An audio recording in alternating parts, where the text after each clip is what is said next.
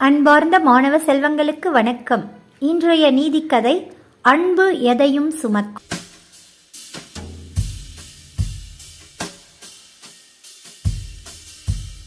துறவி ஒருவர் தனக்கு தேவையான பொருட்களை வாங்கிக் கொண்டு மலை மீது ஏறிக்கொண்டிருந்தார்.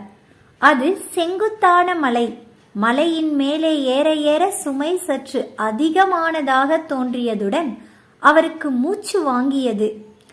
சற்று தூரம் முன்னால் சென்றபோது மலைவாழ் சிறுமி ஒருத்தி தனது 3 வயதுள்ள தம்பியை முதுகில் சுமந்து கொண்டு உற்சாகமாக பாடல் பாடிக்கொண்டு மிக சாதாரணமாக மலை உச்சியை நோக்கி ஏறுவதை பார்த்தார் துறவி.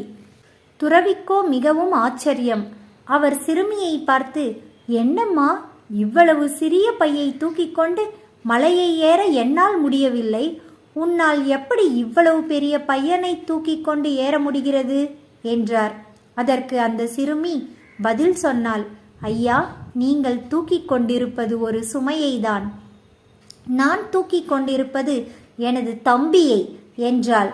துறவிக்கு புரிந்தது, அன்பு எதையும் சுமக்கும் என்று.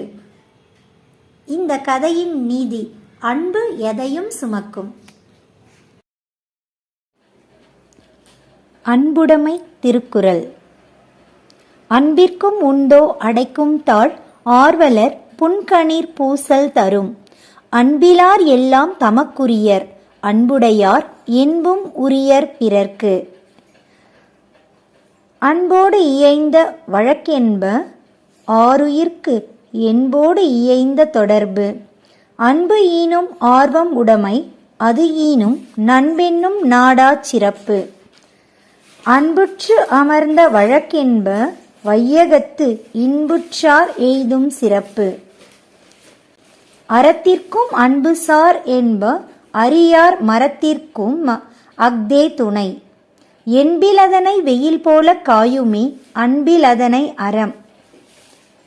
அன்பகத்தில்லா உயிர் வாழ்க்கை, வன்பார்க்கண் வற்றல் மரந்தளிர்தற்று. புறத்துறுப்பெல்லாம் எவன் செய்யும் யாக்கை, அகத்துறுப்பு அன்பிலவர்க்கு. அன்பின் வழியது உயிர்நிலை, அஃதிலார்க்கு என்புதோள் போர்த்த உடம்பு.